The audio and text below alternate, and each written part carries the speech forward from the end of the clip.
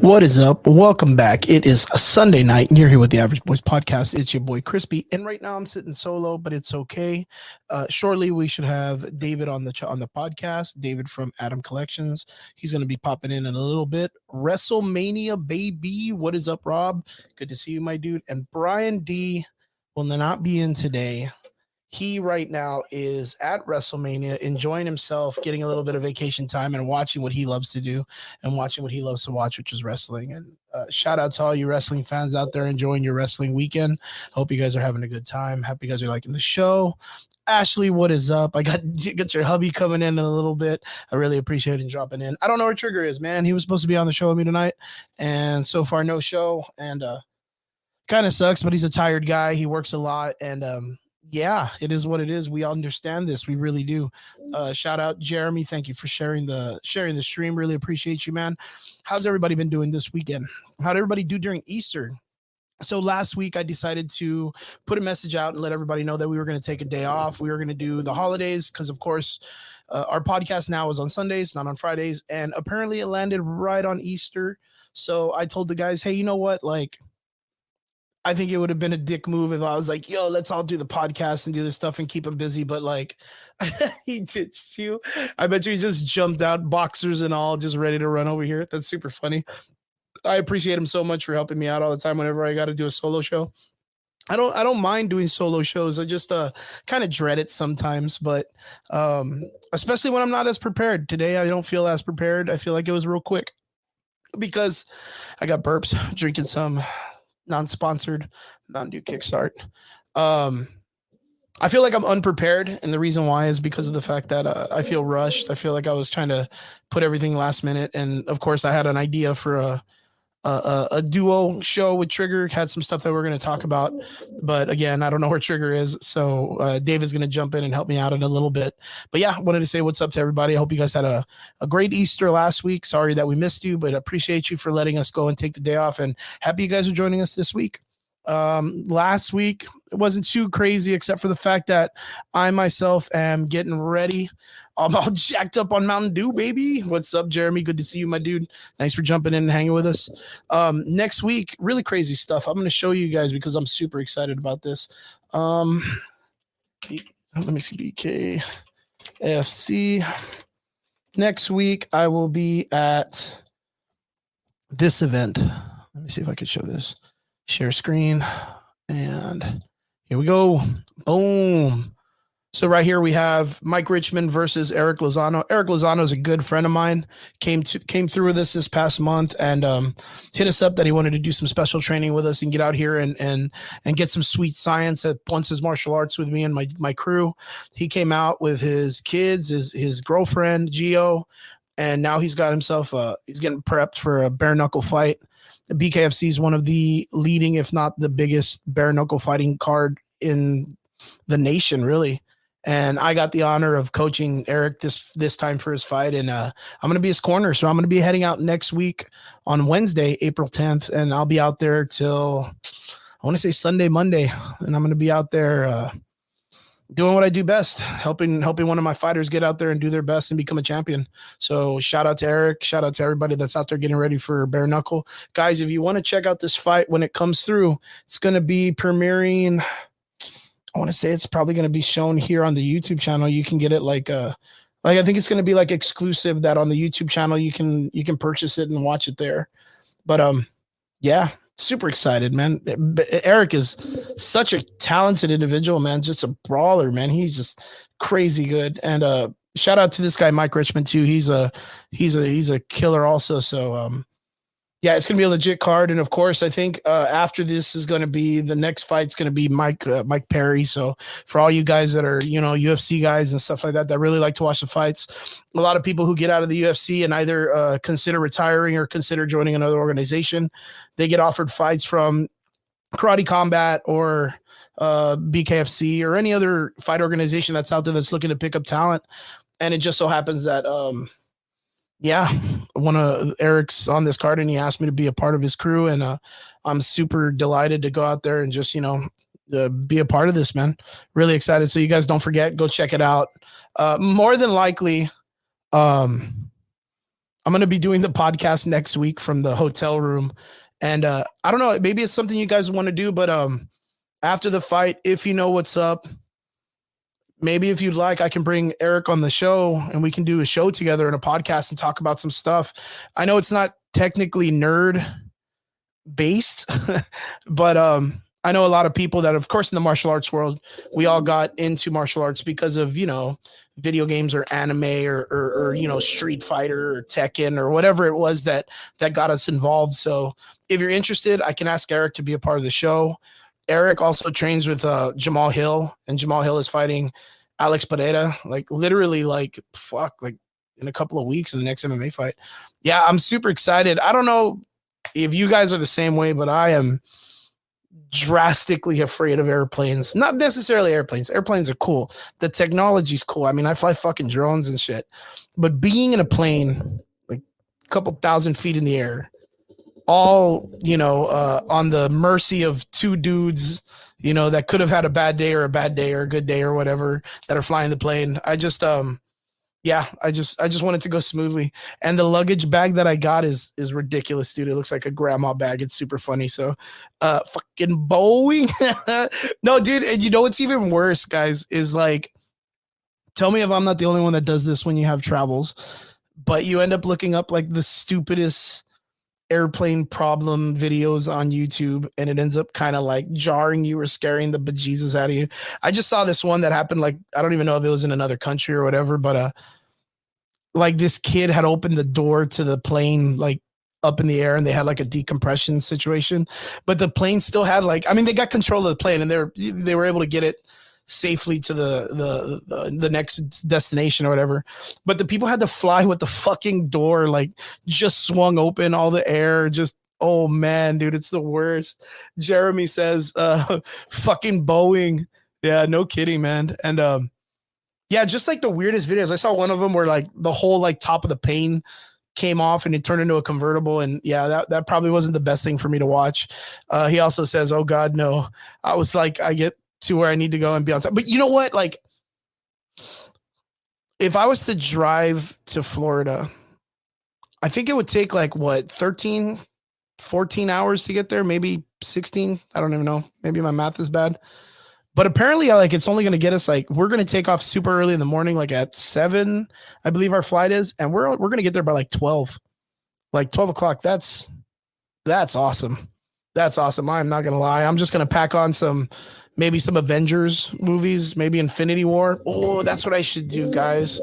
I should pack Infinity War and Endgame on my iPad just so I can watch both movies. And by the time they're done, guys, I'll be in Florida by then. But yeah, super excited. Clearwater, Florida. Bare knuckle fight, Fubu Sports. If you guys want to check it out, hit me up. Let me know. I'll get you guys all the information. Don't forget, Eric Lozano, good friend of ours, and he is a Ed Couch Elsa native. He grew up in Elsa, now lives in Michigan. We'll be representing the Valley. So yeah, man, root for us. Let us know what's up. It's going to be great. When we flew to see David, our kids say out loud to me, we're not going to crash, right? Jesus. It's scary. You know what? You've heard all the fucking arguments that flying and all that stuff is what the safest way or whatever. I don't know, man. Or watch Zack Snyder's Justice League for a solid 4 hours. Okay, here we go. We got Triggs. Hey, Triggs, what's up, my man? Dude, I am just waking up and because I needed just a nap, and I don't regret taking my nap, but still. But you're good. Yeah, dude, fucking fucking whatever the fuck bushy tailed or whatever. Bright eyed bushy tailed. Bright eye and bushy tail. How's your week, man? Still going. Still going. I'm always working. Always working. Yeah, but like, how's it been going? Good man. Making solid money, solid cash. Just working both bars and stuff like that. So, like, just this time is catching up with me a little bit, and um, I'm a little bit tired. And honestly, that's why I've been away. As of late, I had been either at one bar going to another, especially on Sundays where like I'm closing up the back bar, and so I'll just be there till like midnight, 2 in the morning or something like that. Oh, that's crazy, man. So yeah, it's I'm not gonna say it's rough, but I mean, dude, it is what it is. And tomorrow I go back. I think Tuesday I have a day off, so I'm kind of just like, all right, bro, You need to take some fucking like, vitamins, Trigger. dude, You need to take I some got vitamins, baby. Some plus 50 or whatever you are. How old are you? man, it's about that, Fucking bro. My, golden my my time. birthday, dude. My fucking birthday is coming up, actually, dude. How old are you? Wait, how old are you gonna be? Like 30 something, Uh, huh? 35. 35, baby. Yeah, dude. I remember that shit. I remember when I was, no, I don't remember when I was 35. Everything's just so fucking fast by the time you reach like 27, bro. Yeah, right. 27. Yeah, dude. We Yeah, got man. David At on the work, show it's too. like, David, what is up, my dude? Hi, I'm late. I'm sorry. Hi. David. The crowd yeah, goes dude. wild. What's going What's on, up? What's dude? up? Sorry, I was showing a picture for this is the event I'm gonna go to next week. Naked Eric dudes. Lozano is my Naked boy. dudes. Yeah, we're gonna see a bunch of dudes get freaking crazy next week. Yo, Yeah. let me ask you guys something. Okay. So I had this idea. Well, not an idea. It's a fucking just a thought. Next week, I already told Triggs and Brian, right, that more than likely I'm gonna be still at the hotel around the time of the podcast. And of course, Okay. like I want to jump into the podcast, just like I'll do it on the iPad. I don't even give a shit. Like I'm down. But like if I brought Eric on the show, like Eric's not like a nerd kind of guy. But he's just like he's a sports dude. Like he's a man's man. Like that's the dude. But like, does bare knuckle at all interest you guys as like a sport? Like, I mean, not to be like, I mean, it interests everyone, but like, you know what I I mean? Like, see it's it. brutal, man.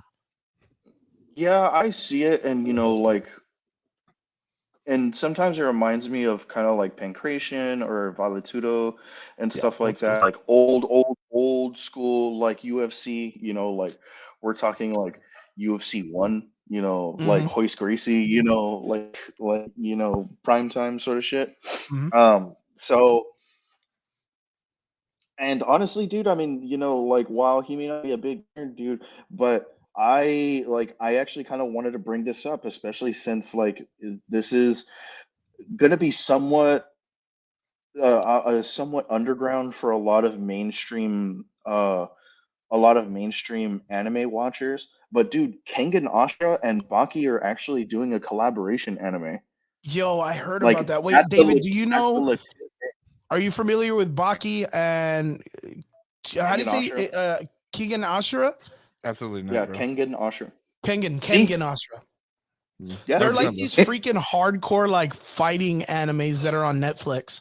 Mhm. And both of them are very But separated from each other.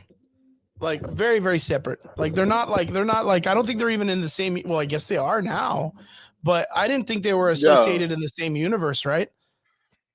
So, But canonically speaking, no, they're not.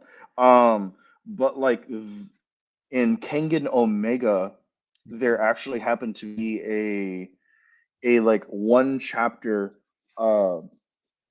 chapter where the Baki verse and Kengan verse cross paths, and so like like they talk about Yujiro Hanma, like possibly fighting the Devil Lance, and how like this person wanted to fight this person, and they're like, but what about Baki and this fighter, blah blah blah, like the only survivor of Nico style, and I was like, dude, yes, bro, like I would be all that it would about be it, pretty cool, right? all about it.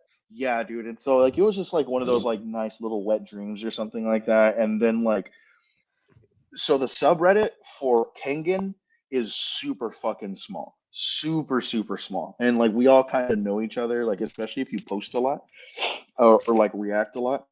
And so there's a YouTuber and his name's Mysterious Weeb. And he's just like fucking British kid from like the pond. And he was just like breaking news, guys. They're fucking finally doing it, you know. Yeah, we're getting the broken crossover.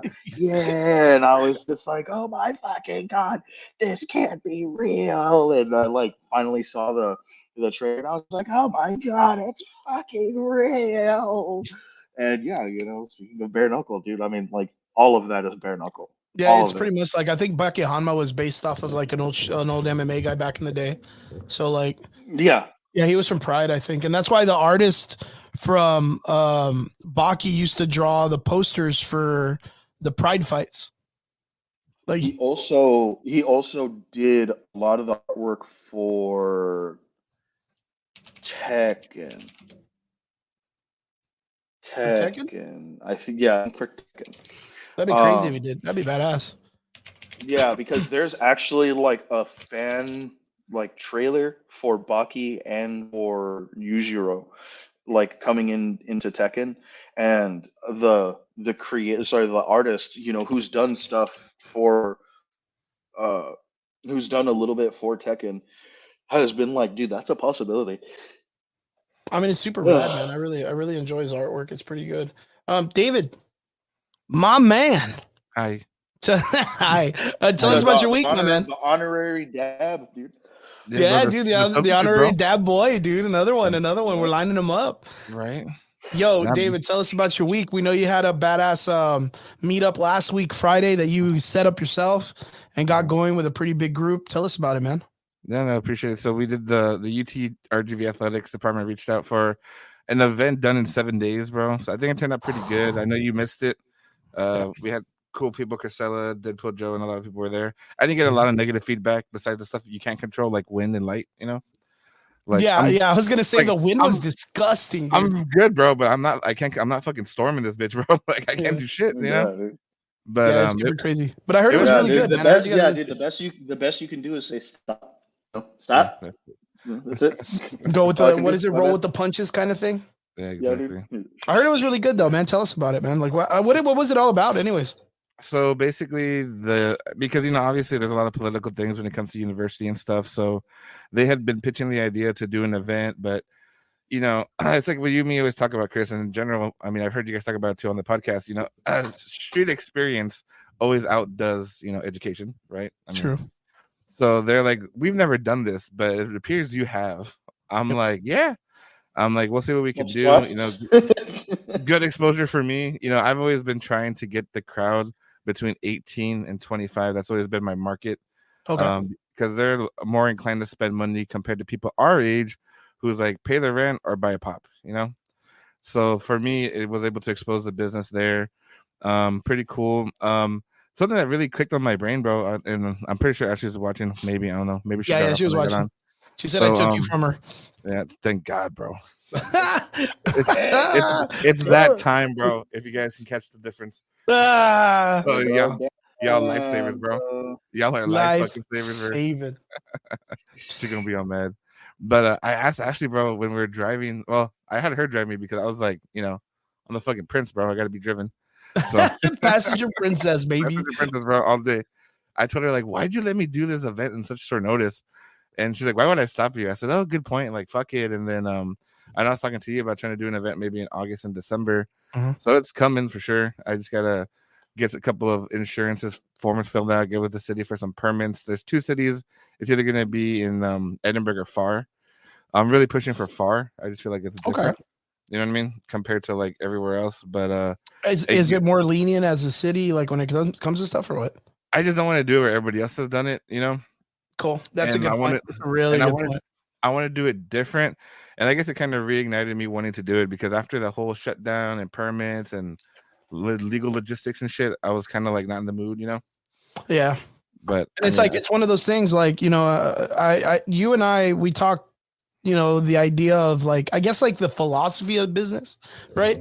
We're always breaking down like the concepts and all that shit. I know Triggs, he's into stuff like that too, like where you want to get a better understanding on how to be more successful without needing to always like run into the fire, right? So you're always trying to break it down and get a better understanding. Short notice shit is hard. Yeah. But like what makes it even rougher is when everything of course is oversaturated. Yeah. And like I know that like today and yesterday there was another event that they brought in, like, was it the press start dude, Lalo brought in some chick that does Dragon Ball Z stuff or something, and it's like cool, but your shop still needs more like advertisement. Like yeah, I mean, they brought though. I'm sorry to cut you off, but there's also Reborn too. Had that thing too. Oh, dude, Anime Reborn did their show. Yeah. Yo, Triggs, are you familiar with the Anime Reborn guys? They're the dudes that fucked up like OmniCon or something They're a long time ago. Lower Valley. They're Lower Valley people. Yeah, like Bronzo and shit. Oh, yeah, those guys. Who used to do Bonsai Con. Yeah. Well, no, Bonsai. Yeah, was it Bonsai? Yeah, it was Bonsai Con. Yeah, Bonsai Con. Yeah, It's the same dudes. They just changed their name up every other quarter to try to save face or whatever. and apparently it wasn't a great show. This one was like a One Piece show. Like they brought in a bunch of One Piece voice actors and all that other stuff. But like again, they brought it into the cursed Harlingen Fan Convention Center. That's like the worst place to have a show in Harlingen. Like, you know what? Like I give it up to Margaret's idea of the Mission Boys and Girls Club. Like she runs it in a small community centered area. And if they were to bring in the amount of guests that the Anime Reborn people do, I think they would hit money easy, man. Yeah. But it's just, I mean, I don't think those Anime Reborn guys are like into humbling themselves. That's really what it is. They're not into fucking just being like, honestly, hey, we fucked up a lot. Like we're down to go cheaper. Agree with that.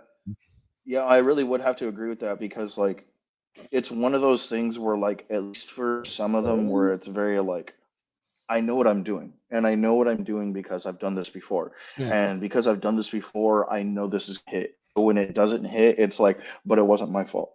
Yeah, it wasn't my fault. Dude, it was because like they point the fingers at everyone else. Yeah, dude. And like it was immediately like, bro, like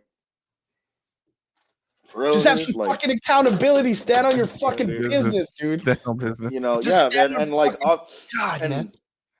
And like, obviously, I'm not going to speak on anyone's name, dude. Like, first, like I'm a hey, man. First of all, yeah, I know that's fine. Mega Man and shit. But yeah, man, I'm not going to speak on anyone's name. You know, like I'm not about that. That's super unprofessional. You know, secondly, I am a content creator. You know, and and I'm from their area. Like that's just dumb. Like, I'm a thug, motherfucker. I call people out. That's what I do. I'm hood, baby, with the lokes. No, it's like, but you know what? I'm gonna say this, and I just want to explain this out, just so people can know. Like, I'm not just an asshole. Like, I'm a very colorful. I am, asshole. But, you know, like I'm a pretty asshole. I don't know how to explain that, but no, I just want better for my community. I just want better for the things that I love. I mean, yeah, and I tell people the same thing, dude. Like, I'm a fucking bartender. I am a United States Army infantryman who is also a bartender. Dude, I mean, you do from the RGV, you do not get any worse than that. Trust me, I can play that game and I can do it better than a lot of people. Like, no, but at the same time, like. Yeah, dude, like if I wanted to, absolutely. I could rip all of those guys a fucking new one and be like, well, Sasuke could, like, hey, I mean, it's not like any of y'all gonna do shit, so. So, David, what was your take on it, man? Because, I mean, you're the one that's like, you know, you're getting your feet wet. You're starting to do your own shows. You used to do vendors nights back in the day. Now you're doing a little bit more like the indoor show, trying to get it a little bit more like on the harder, legit level, right? What's your take on like the way that they do like the fucking like the way they did the Super Anime Reborn, One Piece, and like all that stuff? Like, what's your take on that shit, man? You know, honestly, like I can't understand why they're doing it. I mean, just when there's too many gears, bro, it's very unnecessary because once you start doing so many shows, you kind of ask, well, why do I need this person? Why do I need that person? this person's doing less work, this person's doing more work. You know what I mean? Limit the fat. Regardless of what contracts might say and so forth. But the more chiefs you have, the less Indians you have, and you have to True. have that structure. Because regardless of the fact, you know, you might think you're a better fucking chief, but when shit hits the fan and there's fucking lawyers involved and tickets and permits, that's where you really find out who's gonna shine. You know what I mean? Mhm. You're gonna find out who's really gonna stand on business for that stuff. Because the way you have your wins, you gotta own your losses. It can't be vice versa. That's a good point. So And for bro, me, that's for somebody who has very limited experience with putting on shows, and outside of just like vendors nights and stuff like that, you have a very, very good understanding of like the business aspect of putting on shows. And I think that's very, that's very honorable, and I envy something like that. Like, and even in just the way that you speak, with like the whole like, "Hey man, stand on business, bro." What's up, dude? I mean, I respect that, because like, I mean, you're right. Not everyone. I mean, case in point, the Anime Reborn guys, dude. Like, none of them stand business. None of them. Yeah. Nor would they.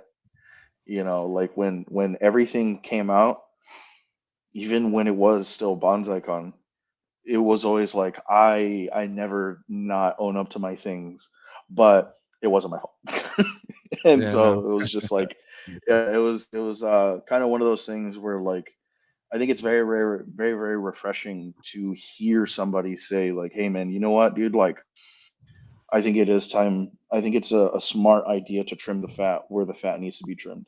I think True. it's okay to restructure things in a way that's going to become more efficient for future events, the for the overall length of the shows that I'm trying to put on. And on top of that, who I want around me, like, and who's going to maintain being around me. Because Yeah, like, who can I trust too? dude, I mean, yeah, like throwing shows is not easy, dude. Like that shit is not easy. From being a panelist to being a vendor to being a congoer to, I mean, being the event organizer or security or somebody who handles logistics, dude. I mean, like nowhere is any of that easy. Making sure the Nowhere. times run good, so that way you fit everything in on the days and everything like that. Your advertisement, even making sure the lines go smoothly so that the fucking guests aren't uncomfortable with just random ass dudes begging them for autographs every 5 seconds or skipping the Yeah, line. or asking where their free hug is. Yeah, or some weird shit like Yeah. that, right? It's crazy. Okay, so David, let me ask you then. Because right now I think those guys are like in their DC arc, dude. Like they've made a bunch of fails, and I'm in the process of just saying like they need a win. Like I hope they get a win. I really hope they Dude, yeah, slam but dunk what? Yeah, one but like, con, man. well, this is the start of their villain arc, though, dude. Yeah, no, it's not even a villain arc. It's just a DC arc. Like it's Side just character. all bad all the way through, man. Like I just really want them to like, hey, we had a fucking I don't know, a fucking Mickey Mouse con, and you know what? We got 5,000 people in the door, and we made some money, guys. We're on the up and up. Like I want them to get an up and up. Like I don't want people to fail, because when they fail, the valley fails. You know what I mean? Like, and the valley's already part of Mexico. No, but that's the Nobody knows thing, we dude. exist. Like that. Nah, man. I think a mindset like that is a little bit overcritical, because like things are meant to fail, and that's True. okay. But it's how you come back from being a failure. That's a Because good point. That's dude, a really like good point. that there's a big. I mean, dude, go ahead, ask Ram how many times he fucked his shit up during Omnicon, during any of those or like prior events that Beforehand. are no longer that are no longer happening, that he had to roll into South Texas Comic Con in some way, shape, or form. True that. And he That's a good made point. the Hell of valley a fucking better. point. He made the valley better for it. So David, then with the concepts and the ideas and stuff, what do you think that they would need to be successful in their next event? I mean, it's just gonna be the rebranding. I mean, honestly, like, you just gotta buy back the community, and it's gonna be fine. I mean, it's kind of like you me talked about before, Street, bro. Like, when you have a business in a storefront, but your storefront closes down, but you don't stand in front of it, it just makes it look like you don't own your results. You know what I mean? So if you're like, oh well, we mismanage our business or we focus too much on this and that. Just call it what it is, because a spade's a spade at the end of the day. You know what I mean? And if you don't say anything about it, if you don't say anything about it, bro, then people are just gonna make their own assumptions. You know what I mean? So it might have been a better business decision to shut down completely and focus on one thing. That's not a big deal. You know what I mean? Yeah, just to come back from it. Yeah, just don't let your ego get in the way. But I think once you put ego aside, I think everything else just falls into place. But and the point with Triggs, like, if you think that just going to a con and being a vendor and then looking at it from a vendor aspect and an attendee aspect is going to make you successful, it's not. Because you have to know the little jobs around it to be successful. Yeah, like that's you got to know your audience too, man. Yeah, what if you just dude, fucking... I mean, and it's the same way with bars, like, I mean, like there's an applicability with bars and stuff like that, because like I remember, I want to say about 4 months ago, man, I had this group of kids. They came in, bro, like, and you can tell they had money, right? And they were like, hey man, like, so like we're thinking about opening up a bar. And I was just like, okay man, cool, like, I've heard that. I've had this conversation before with people. Sure, man, like, I'll entertain it. I want to open a bar of my own someday. And they were like, well, it's because we have a concept and we have this. And I'm just like, and you know what, dude, that's cool. I was like, but like, I also have to ask, man, like, do you think your concept works here? And you're like, oh, well, like, I think it'll be a good, fresh introduction. And I'm just like, all right, man, cool. But like, will it work in the city that you're trying to put it in? Because like, you need to understand certain things. And I was like, and a lot of people don't ever take this specific factor into account when they're opening up something or when they're trying to promote something, and that's gross median income for the surrounding area. Like in the McAllen area, the gross median income is a little bit over 30,000, and I'm actually eyeballing, and so like it's about like 28 to like 30,000, which is not a lot. In it's like 32 to like 37, like K a year. Parts of Edinburgh are kind of the same when it comes to McAllen. So, okay, I have a gross median income of this. This means the average person on average with rent is and bills is taking home XYZ.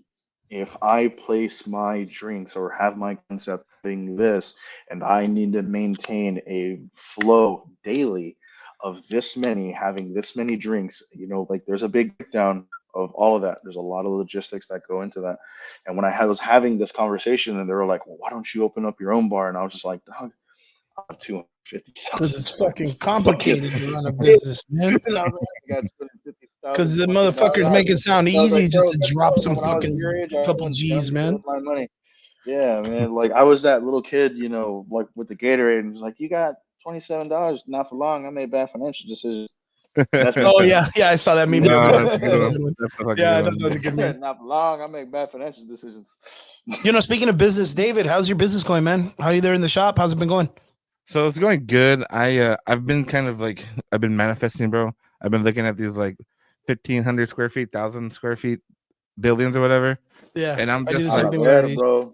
I'm just like, fuck it, bro. But also, bro, I'm kind of real like sentimental to this place because this place helped me with my restart. So I might just maybe even try to keep this too, Okay.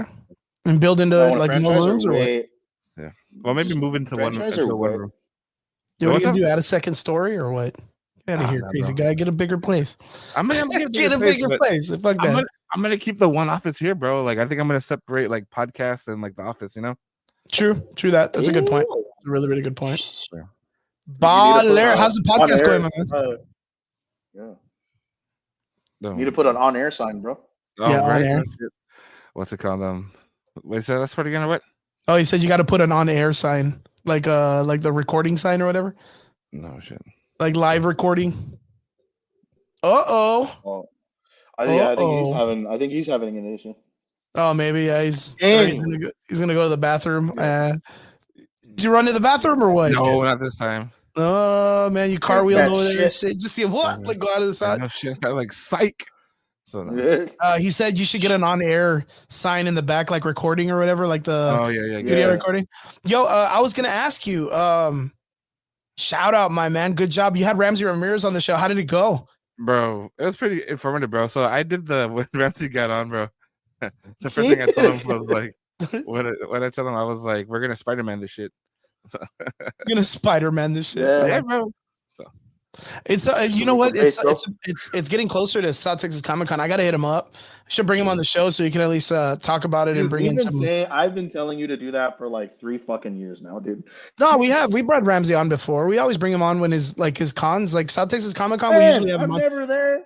Oh yeah, that's because you're never there. It's because you're never there. Like that's why we had him on last year for South Texas Comic Con. I want to say. So like we bring him on every time he's gonna, like, at least a month before he has a show. But April, I'm telling you, is like my fucking month right now, dude. Like a bunch of shit's been going on. It's been busy for me, dude. Stupid busy.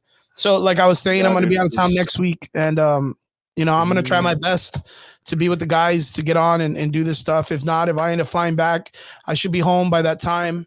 If not, I'm gonna be over there in Florida for Monday if the weather's a little crazy or whatnot. Yeah, I'm really excited for it. So right now, as we speak, our boy Brian is out there, WrestleMania, living the wrestler's dream, the life, enjoying himself. I had told him, Brian, you should jump on the show a little bit, like while you're there. And he's like, major no, I'm gonna be hammered shit. So I was like, okay. He's like, I'm gonna be drunk. And I was like, okay, you got it, buddy.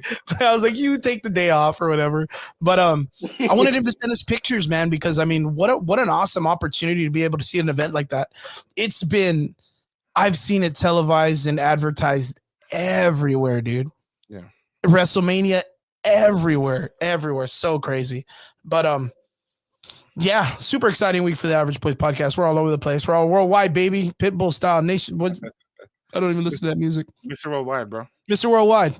Is that Pitbull? That's Pitbull, right? Pitbull, bro. All right, I was just making sure. I didn't want to say Gasolina. Miss You, girl. Yeah, I don't want to say fucking Gasolina. I don't want to P Diddy that shit. Will someone please, for the love of God, inform me what the P Diddy thing is about? Black Jeffrey Epstein. That's so fucked up. That's great. That's such a good comparison. Oh my gosh. Black Jeffrey. There you go. That's the best I can do. Wow. I love David. He's just like,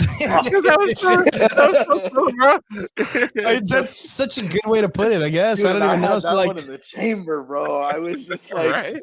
You had that one on hold, dude. You're like, I'm waiting for someone to ask me about this. That was too fast. So wait. So like, is it real? Like, dude, there's too many things making it real. Yeah. Too many people coming out making it real. I saw a short on YouTube or Instagram. Plus the Nickelodeon shit that's going on right now. Okay, we'll chat about that, because that's shit I've kind of known about for a long time. I'm all conspiracy guy. I have still yet to see it, but I've seen snippets on my Twitter because it was officially released on Twitter first. On the set, right? Like on the set, or quite on the set, because the guy who was doing it, I happen to follow on Twitter, and so he released the whole episodes on Twitter first, and then like they were picked up. The director? Yeah. Wow, shit. That's No, crazy. not Dan Schneider. Like, oh no, okay, all right. I thought you meant Dan Schneider. I was like, damn, the guy who made Quiet on the Set. I follow him on Twitter. So the documentary. Yeah, guy. so I like saw some of those, dude, and they were, oh my god, bro. Like I can't even be mad at Amanda Bynes anymore. Okay, well, hold on. So there was a podcast that I saw like a snippet of the other day that was fucking crazy. That it was like P Diddy and Meek Mills, Meek something. Yeah, and they were like, apparently, like they were like watching a video, and you can hear some like pretty damning things in the video that are pretty explicit things. Yeah, that's let's just say they weren't playing the Bop It game. You know what I mean? Like they weren't like. Yeah, they weren't playing DDR with their feet. You know what I mean? Like, it sounded pretty crazy. I mean, if that's what those dudes do, like, okay. But is it an abuse thing? Like, is it something that's like he abused people, or Because it's I not remember that. What's bro. his Like face? the The little dude, the little fucking comedy. What is it? Gangstalicious or what's his name from fucking? I forgot. Cat Williams. Cat Williams. Cat Williams. I was trying to think of his name from fucking Boondocks. The Boondocks cartoon. Pimp named I am a Slipback. boy, Damon. Pimp named I Slipback. am a boy, I'm a Damon. pimp named Slipback. Yeah. He was coming out in that one guy's podcast, just dropping a bunch of weird shit, and everyone was like, "Yo, this guy's on drugs." And then he's like, "Nah, P Diddy fucks people or whatever." And he's like, "Nah, this guy's messed up." And everybody was like, "He's messed up. He's full of shit or whatever." And boom, P Diddy, Epstein Island, whatever the fuck, or he's Epstein, the rap version. Like, Pretty what much, the dude. fuck is going on? Like, what's going on?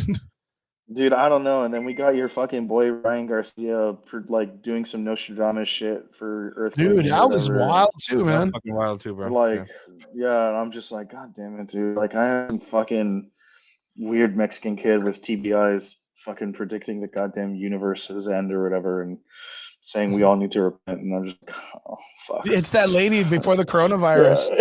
You remember that one? Dude. I'm just here to tell help, Dude. motherfucker.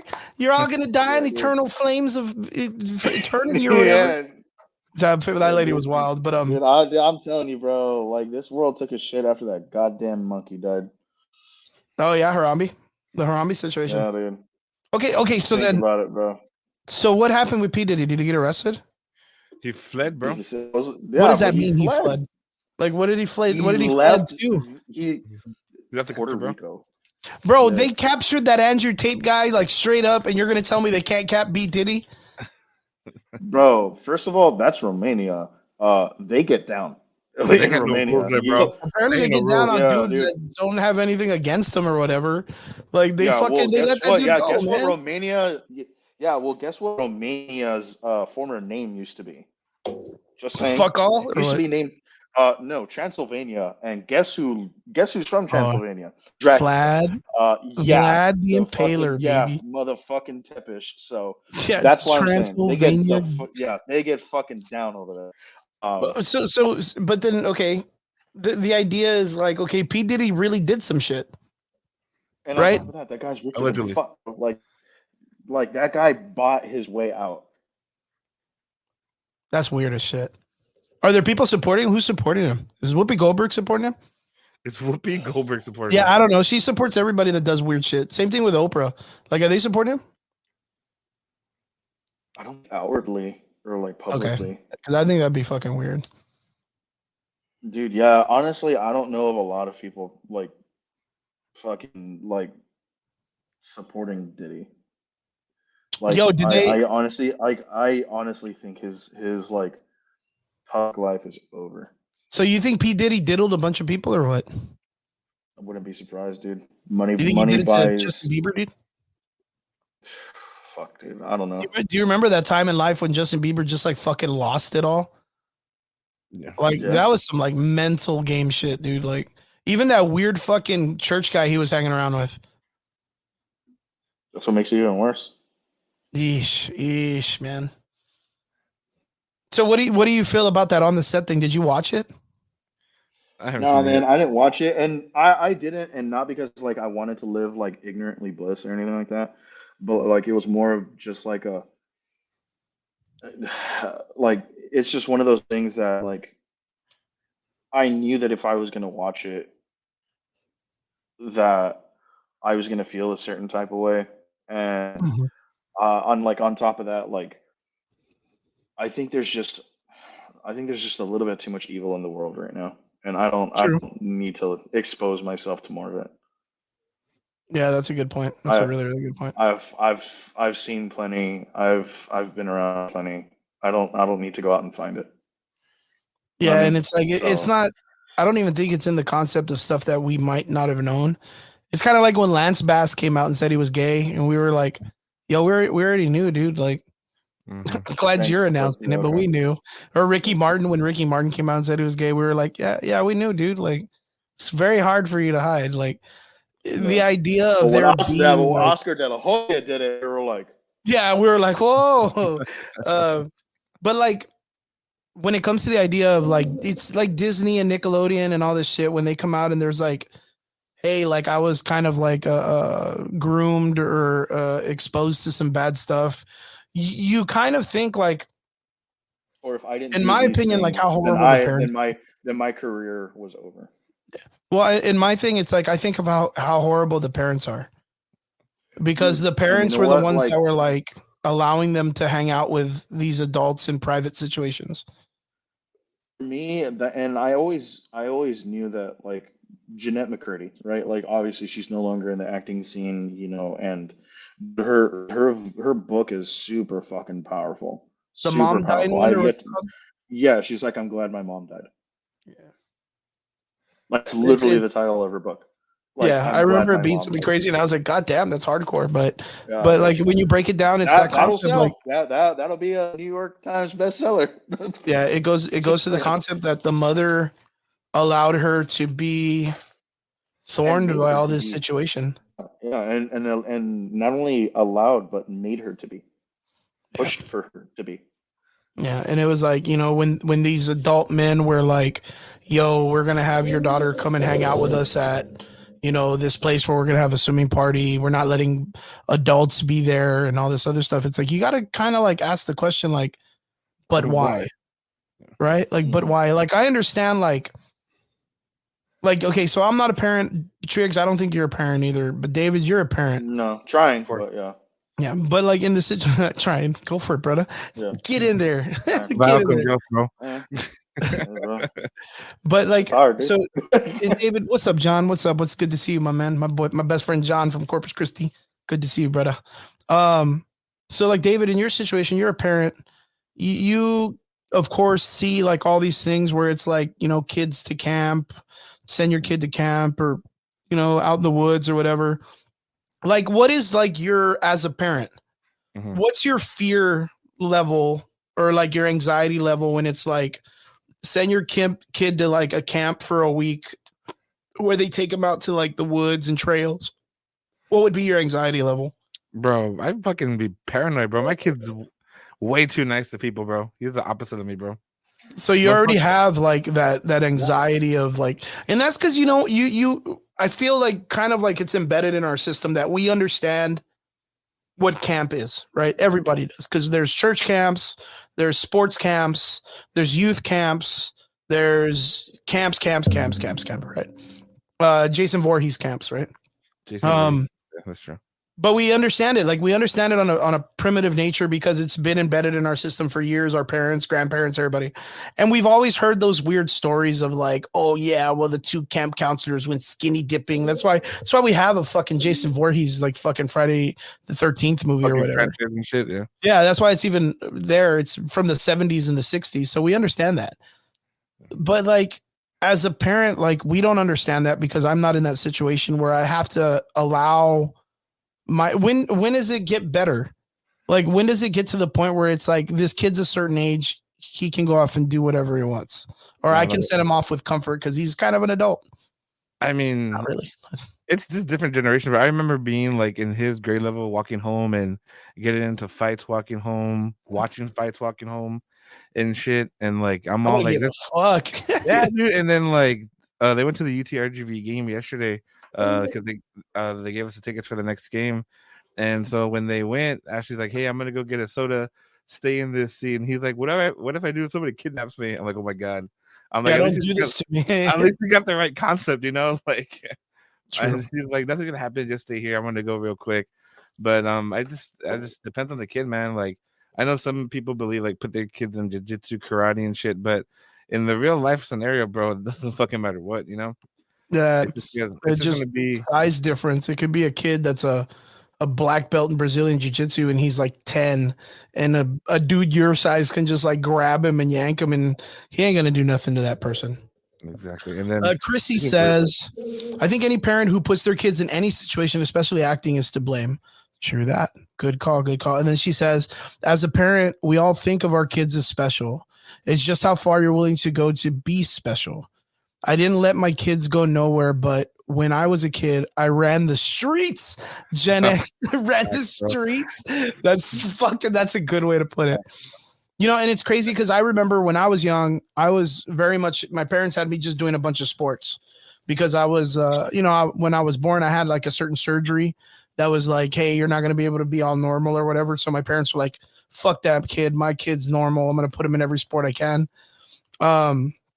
That's why I guess I'm just so weird with all this martial arts shit. But they would send me to like I think what the Boys and Girls Club had NYSP, which was like a big youth like sports camp that they would send us to. And then like towards the ending of my high school career, like my parents sent me to church camp several times, like 1 or 2 times, which was very nice. But yeah, we did stupid shit too. Like, sold toilet paper a square for 25 cents and shit.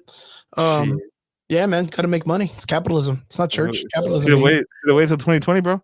Yeah, separate church and state. We're getting ready for the coronavirus, I guess. But like, my parents did that in, I guess, reason of thinking that I was going to be okay. And thank God I was. I don't remember anything really bad ever happening to me in any situation, unless I'm just, dumb or I can't remember anything, but I never got like diddled or anything like that. So thank God. But, it happens, that kind of stuff happens. And in these situations, like, any person that's into conspiracy theories already had like a general idea that, Hollywood and Nickelodeon and Disney, that it's all corrupt. It's all corrupt and fucking people are weird. I mean, if you look at it, we were just talking about 2 weeks ago, we were talking about The Alkalite, right? The Alkalite show. You guys saw the trailer, didn't you? Of course. And how do you guys feel about it? Very different. Very different. Triggs, what about you? How do you feel about it? Oh, I feel it's very angsty.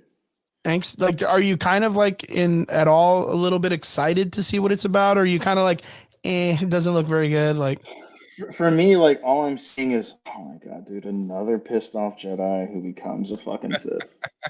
yeah. Watch out. And Watch it's even out. said that the story is going to revolve around the misunderstanding of the Sith, and that the Jedi are like these Zionist. Yeah, I don't know. The chick that's the director used to be Jeffrey, not Jeff Epstein's, but they're not wrong, like being Zionist in their own kind of way, or zealot, in their own kind of way. But like at the same time, it's one of those things where like, where do you fall philosophically on the scale of like being like a cup half full or cup half empty kind of person, or do I need XYZ to achieve ABC, and or do I use ABC to get to XYZ, things like that. And so like because like when you break down the like the actual lore of the Sith and the Jedi.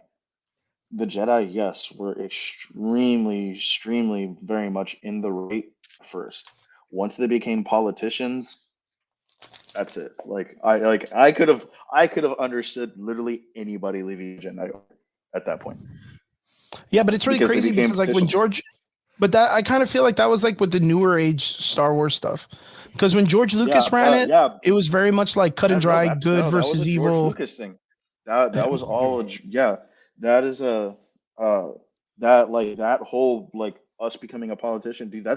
That happened prequel series. Prequels, but wasn't that like that was already? That's George Lucas, bro. That was George Lucas they had already kind of started pushing him out during that time because he was just writing very simple stuff. Though, dude, no, it's still his. If you go back and you watch, they have a really crazy documentary about the prequels where it's like George Lucas is kind of telling him what he wants, and they're like, "Oh, good job, George," and then they fucking like throw it out the window, and they're like, "No, we're not gonna go with that. Fuck that guy, he's weird." But like George Lucas was always very simple about it being like just good versus evil, not really like hard on. Like it's just like you look at like the original Star Wars movie, and it's just a hero journey. Like that's like a straight hero journey with what's his name? Fucking Mark I can't Hamill. think of his name. Mark Hamill, bro. Mark Hamill. I can't think of his Luke Skywalker. I couldn't think of his fucking name. Luke Skywalker. It was just a simple story of him just, growing lube guy from boner. Yeah. Ooh.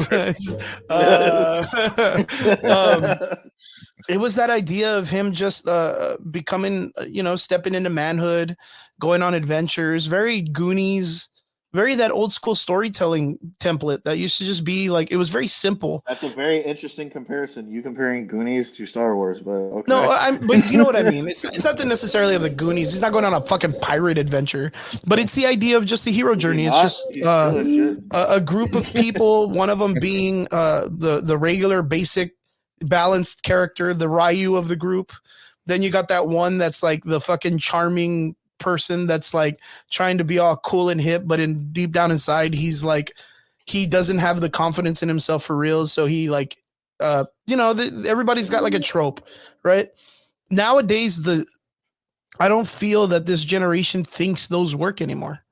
Like the simple storytelling that they have to make it super like, nah, the reason why it's this complicated is because you don't understand.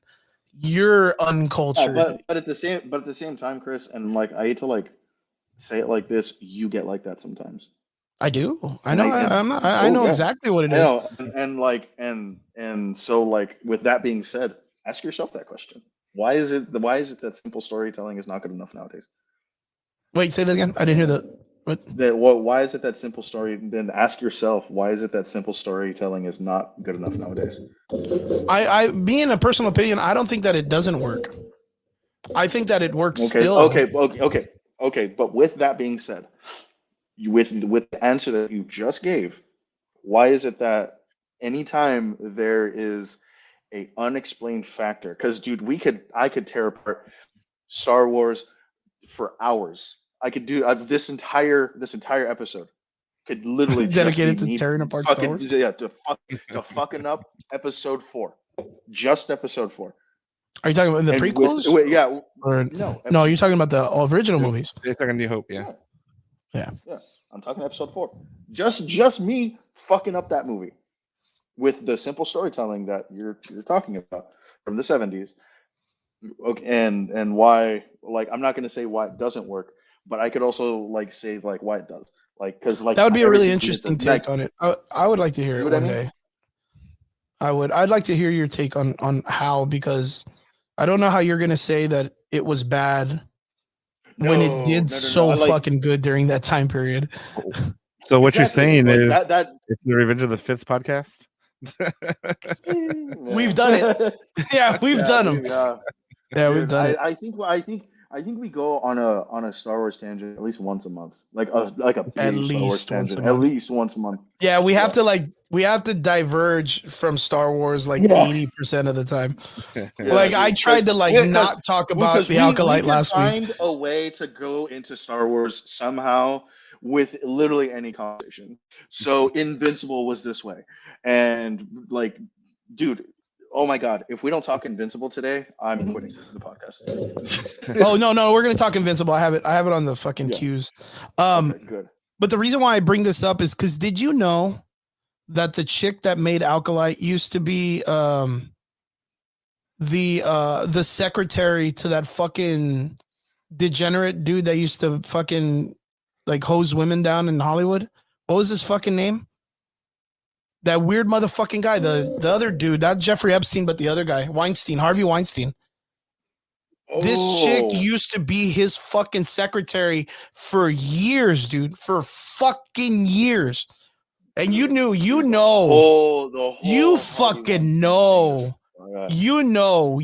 that she knows. You know that she knows exactly the fucking degenerate that this motherfucker is. And now she's a director of Star Wars. No, bro, she knows all the degenerates. And now she's the director of the Acolyte show. Yeah, she knows the fucking dude. She knows everything, bro. Yeah, she's got all that shit. Rolodex. Yeah. Rolodex. Oh yeah. But she you can look it up, and I'm not even lying. She used to be the secretary for that chick. She used to be the one who used to bring girls to him. And now this chick is the fucking director for the new Star Wars episodes that are coming out. Like how? I don't know. How? I don't know. All I'm hearing is that it's going to be very woman focused. Like I already feel it. Like I feel it in that's my that's a given. That's a given in Hollywood, right? Like right now, that's kind of like the forefront. Right now, yeah. Like if you're not being woman forward, you're a piece of shit. You know. What's good about it in Star Wars is that it's all clean slate right now. Like they don't have anything that they really need to go on or go off of. It's all fucking up in the air. Like it's its own IP. Like It doesn't have a lot of like, you know what I mean? The only thing Star Wars related that I genuinely give a fuck about right now is Mandalorian Grogu movie. Yeah, That's of the only course. thing. Yeah. And that was too. That was an original piece, man. It. Yeah. Like that's the cool part is it's original. Yeah, but not only what is it original, dude, it was the biggest breath of fresh air that Star Wars needed to give it that good resurgence that people that it desperately needed. And then like came it Boba desperately needed that. Say it again, Dave. And then came Boba Fett. And then came Boba Fett. The Boba Hey, Fett. yeah, dude, but fucking standing on business, bro. Like Mandalorian saved Boba Fett because like after that one like, episode. Hey man, yeah, man. Season 2.5. This is not going very well. Pedro, Yo, we need some help.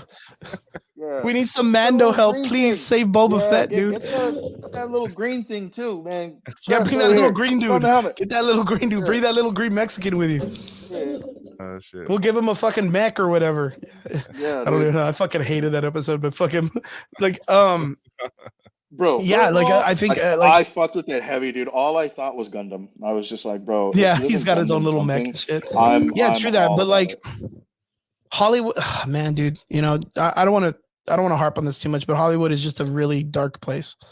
It's a very dark place. I think it's. I think it's always been, but like now that people are starting to expose it, and I think it's up to the general public whether they want to know about it and hear about it or not. Yeah, true that. You know? I think it's just a little too much. I think if you guys want to watch anything, go see On the Set, learn about Dan Schneider. If I were you, unless you want to like have bad nights of not resting good, like don't do too much research on it because you're going to find out a lot of bad stuff you don't want to hear about. Don't look up the red shoes. And or like the dead internet theory. And yeah, the like fucking that. rabbit. Like that. Don't look up. Yeah. Yeah, and that's why I was saying, I was just like, dude, it's not me trying to stay ignorant like this. It's just me trying to like save myself of just knowing how I am and knowing I'm gonna go down that rabbit hole. Like, I would. And you know what, dude? I've exposed myself to enough evil in this world. I don't need to do any more of it. Okay, well, we're gonna jump into our regular conversations. We're gonna get past this, but you know what? Speaking of Disney fucking a lot of stuff, fucking a lot of things. The Punisher picks, dude. Marvel just released John Bernthal all bloodied up. Daredevil. And Daredevil. They released some pictures. Was it in Vanity or was it just a website? I think it was a website. No, they're leaked. Yeah, it must have been just a website. But what do you guys think, man? Are you guys excited? You know, Daredevil making its return. So I honestly thought just because of the like, and this is me like being a huge John Bernthal fan. So the way that his hair was styled and his and the top portion of his shirt where he's doing the face and he's all kind of bloodied up and stuff like that, I was just like, and the background, I was like, that's a set picture from season 2. That's the bathroom where he fights those people and he kills that chick in it. Yeah. Okay. Shit. So like I was like, these leaks are bullshit. Like, okay, whatever, dude. And then I paid it, and then they did like a fuller body, and it's like a tactical shirt, and I was just like, oh no, he was wearing a flannel in that shirt. Okay. Sorry, in that episode. Okay, and then they did like a full body, photo, and he's in all tactical out and shit like that, and I was just like, oh, dude, these are legit. What's good? Okay, yeah, man, this is what's up. And I was just like, I had always, when everyone was like, oh yeah, John Bernthal is gonna come back as Punisher, and I was just like, bro, like, no, the fuck he's not. I guarantee you, he's already left that IP. That portion of his life. Yeah, dude, fucking let him go, right? And like everyone was like, no, dude, you're dumb. Like he's coming back, and I'm like, all right, bro, I'm dumb. What do I know? I run a podcast for this. And then lo and behold, dude, he's fucking Punisher. And I was just like, shit. Oh shit. Oh no. The host left. Oh well, fuck. Right. Yeah, dude. Guys, stay with us. I'm gonna try and get a hold of Chris, but he's got yeah, it, bro. man, and like that, and like that's also like what I was talking. Oh, okay, good. Weird as fuck. Oh, there you go. Yeah, okay, dude. What happened? I don't know. It just got weird on me. Fuck these guys. I'm gone. Yeah, it's probably because you know what? It's because I was looking for the the pictures that they released of Netflix, or not Netflix, but the Disney Punisher and all that stuff, and I was gonna post it up here. Maybe they're fucking watching me and they're like, "Do it, bitch! I dare you!" And they're gonna kick me off. No, just put Daredevil Born Again Punisher. Okay, let me check it out. What the fuck were you Boom, searching? done. Kick your ass Right. out. Fucking John Bernthal, fat large cock. Yeah, they were But, like, "Get out of here! You can't see that shit." It was FBI was like, Okay. damn it, Chris. I know. I was like, dude, I'm not even kidding, dude. I was like, No no way, dude. Did it just kick me off? Like, I'm looking at the fucking thing and I was like, what the fuck? Here we go. And this is from the new one then. That's Charlie Cox being tired from carrying the whole fuck Defenders on his back.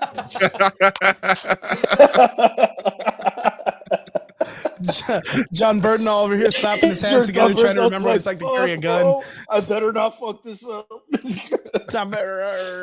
He's like, oh man, fucking Rick Grimes got my girl. Rick Grimes got my girl. Damn, that's crazy, dude. So what do you guys think, man? Are you guys excited for this shit or what? Fuck yeah, bro. You know what, dude? Honestly, yeah, I am. Because like, even though Echo was super fucking lame, Trash. like there's some really really good parts where it got a little gritty, and you know what? I'm about it, dude. I was about it. Yeah. I mean, it looks pretty good. I mean, I'm not gonna lie. The Netflix series was fucking fantastic. I think the casting for it was really good. Minus, dude, Iron Fist or what? Danny Rand. Fucking dude. Vanessa Fisk is coming back, dude. The chick who plays Vanessa. The wife? Oh shit. Yeah, dude. I thought she died. It just dropped today. No. Hey, bro, this is fucking Marvel. Nobody dies, bro. Fuck you talking about? Yeah, the fuck is the fuck's matter, dude? Even the guy who's playing fucking Bullseye's coming back. Oh, Bullseye. I mean, dude, he did a pretty solid job. He did a really, really solid job as Bullseye. I mean, it's like I said, everybody did an awesome job in the Netflix series. I think it was a smart move for Disney to be like, yo, we're saving this shit. Yeah, I'm gonna be that guy, bro. Yo, did you hear that the guy who plays Danny Rand was kind of like hinting at the fact that he might be coming back as Iron Fist? All right, man. Oh man, dude, that was that right there. The silence speaks for it all. I guess that's the only guy that all of us can kind of safely say we weren't very impressed with. I mean, it was okay. Yeah, dude. I enjoy Kristen Ritter's fucking portrayal of Jessica Jones more than I did his. Dude, and I think she fucking killed it. I couldn't get through the Jessica Jones series though. Dude, I'm not gonna lie, it's fucking brutal, bro. So would you kind of consider it being like one of like the most brutal of the shows, or I mean, psychologically? I heard it's psychologically crid. No. The first season, yes. The second two, because like, if I remember correctly, I think it's like her mom or something like that, and like her mom has this thing where she like crushes your throat. But like she does it and she breaks your neck, but she breaks your neck by like literally like grabbing your neck and crushing it. Yeah. And like just like and dude, it's bad. And like so she's like trying to save her mom and like her best friend like literally fucking domes her, dude. Well, that's pretty good, man. Well, I didn't get to watch the Jessica Jones series. I kind of like anticipated wanting to go back and rewatch it, but I don't know, man. I feel like I don't have it in me. I really don't have it in me to go back and watch that shit. But yeah, really excited to see John Bernthal and Charlie Cox back in the helm. Daredevil Reborn looks to be pretty solid, man. Pretty solid. I don't know how it's gonna falter with the idea of it being like a rated R show. I mean, I feel like Echo kind of dropped the ball when it came to it. I think the good thing for me is it sounds like the Bullseye versus Daredevil rematch is going to happen, and that I'm super excited for. Yeah, that would be pretty solid. I would like to see if they're going to bring Jigsaw back, dude. But nah, like didn't he get domed? Like Yeah, but I Like, mean, it's is it? Jigsaw. Yeah, He's like the major villain of The Punisher. Like Punisher. he kind of always comes back. You know what I mean? It's like David said. Like in these series, like They don't die, even though bro. Punisher is a very like grounded character, like very like realistic and realism in his stuff, yeah. a So lot of so his is characters that Wilson he Fisk. shoots end up coming back. So is Wilson Fisk, and he got shot in the face Yeah, and he came back And for lived. Echo, and and lived, and got a and he got fucking hit by a car. contact with it. Yeah, and hit by a car. Yeah, and hit by a fucking car. Like, and he didn't even hear the car, so I guess his hearing's bad. Fucking, So Yeah, the superhero that's was why he being has. making That's drugs yeah. work. That's why he has the mechanical eye now or whatever. yeah, I still think I was like that whole fucking part where they just didn't want to teach him sign language. That he would just Was rather have an interpreter. I was like, what a piece of shit, dude. Like it made me hate fucking I don't dude. do They that. were so I good don't at do making that. me hate Kingpin. Yeah. They were like, hey, you know what, I dude? This don't do guy, that. he really cares about this girl.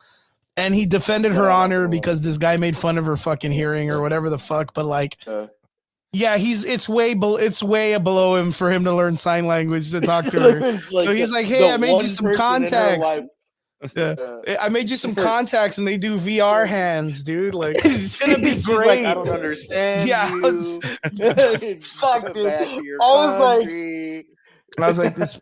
this fucking guy, dude. Like, just learn some sign It's language, weird. asshole. Just learn some fucking richest guy in the world. Just learn some fucking sign language, asshole. It'll benefit you. I swear to God, it will. He was like, yeah. He's like, or I could just pay someone to do it for me. And then No. fucking murk her ass, dude, because she's heard too Yeah. much. Because she's heard too much.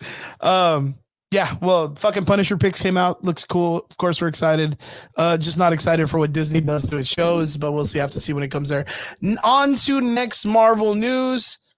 Something super exciting. You guys are probably all entangled for. Marvel's new Silver Surfer is a girl. Trigger. David, how do you feel about them giving us the information that Norrin Rad's girlfriend is going to be the new Silver Surfer first before he is? I'm not Confused. exactly super happy with the choice that they're going with the female, but the female that they've chosen is a fucking powerhouse. If you've Is she ever really? seen her in the Ozarks, that No. girl Tell us is about a it. Yeah. fucking show stealer, dude. Yeah, bro. 100%, Show bro. stealer. And Ozark, she's fucking. That See, dude, that so- bitch throws so down in Ozarks. She made me let's hate see. her and like her at the same time in Ozark. Yeah, dude, like she like you hate this character because you're like, oh, she's just some redneck hillbilly piece of shit, and then you're like, wait, she's like some weird fun like Julia hillbilly Garner. genius or something. Yeah. Yeah. Dude, It says dude, sources like, say that she's about Emmy it, dude. Award-winning Julia Garner is set to play the iconic comic book character in Marvel Studios' Fantastic Four, alongside Pedro Pascal, who will be playing Reed Richards, Vanessa Kirby, who is Sue Storm, Joseph Quinn, who's Johnny Storm, and Eben Moss, Backrach is Ben Grimm, who I'm excited for. I'm kind of excited to see him as Ben Grimm.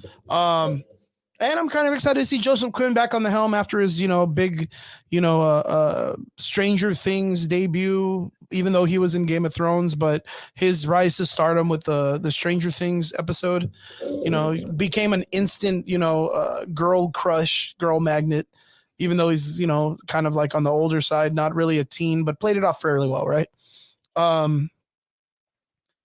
Boys, how do we feel about Julia Garner's Silver Surfer? I don't understand it. I'm confused. Honestly, like the idea to go with a female first is odd, but the casting choice is solid. So I'm good. I'm good with that. Just for something good to say, make sure you don't fuck her on this. Don't give her don't give her weak ass lines. Don't make her super fucking like monotone. Like make her fucking cool. And dude, she'll deliver.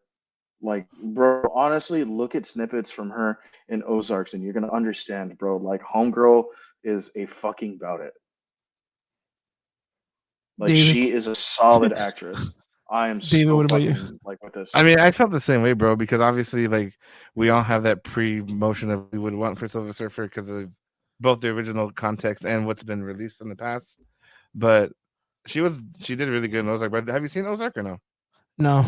No. So I would always call it my financial episode order because it does a lot of like moving around money and shit and dirty money and shit.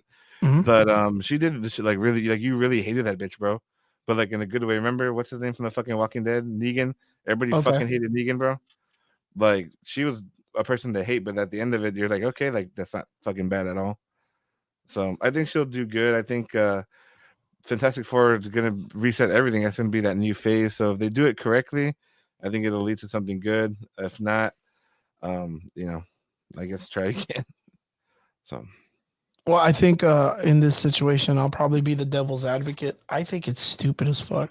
do you think so? Why? I mean, I don't get it. Like, Norrin Rad becomes the Silver Surfer because he tries to save his planet from being destroyed by Yeah. Galactus, who ends up fucking eating it anyways or whatever the fuck, because Galactus is a huge asshole, right? Yeah, he kind And of plays a Jay. like he sacrifices himself and his livelihood to become to get the cosmic powers of Galactus or whatever, and he gives himself in the life of servitude. If they're saying that this chick is going to be the Silver Surfer, then why the fuck do we need a Norrin Rad?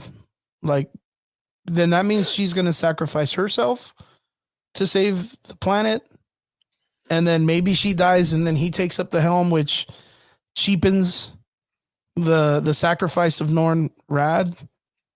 Then again, who the fuck knows the Silver What if Surfer, this right? leads credence? What if this lead like there has been a huge fan theory that's starting to pick up a little bit of traction that the Fantastic Four are not from the main Marvel, like from the main MCU universe.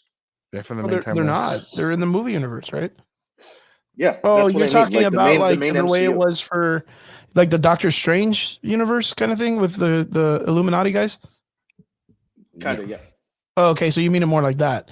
They're Yeah. just specifically not from the MCU universe. They're like a multiverse or whatever. Yeah, because I think they're gonna show it basically them being together already, right? They're not gonna show them how they got their powers and shit.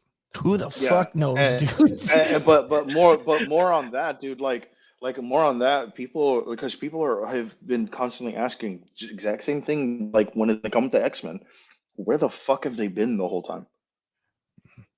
And we've you know what, Triggs? It's crazy because I could have sworn we had this conversation like fucking 3 years ago. Jesus. Yeah. Where I was saying like, you know what? I think they're gonna do the life raft. Or I think they're gonna do the thing where like they're all part of a different multiverse. They're gonna come together during Secret Wars because they're all part of different universes that are being saved. And then someone, I'm not saying it's Echo, but it's probably gonna be Echo because they're gonna fuck over the Thor Hyperion bromance. They're gonna fuck it up. They're gonna fuck it up. You already know it. Which is They're not even gonna do it. Which is the best fucking like reset ever in comic book history. Like that one moment is probably the best scene that they could ever. If they nail that shit, that would be like icing on the cake, even for all the fuck ups they've done. But they're not going to do it because it's a bromance. It's two dudes. It's two guys that are like good with each other, friends to the end kind of thing. They don't get it. They'll make them lovers or I don't know. Yeah, this is it's very weird. It's very weird in my opinion, like how who would have thought the intro dude, I mean fuck for fuck's sakes, when they brought us the first Fantastic Four, they fucked up Galactus. They made him a giant cloud. You know what I mean?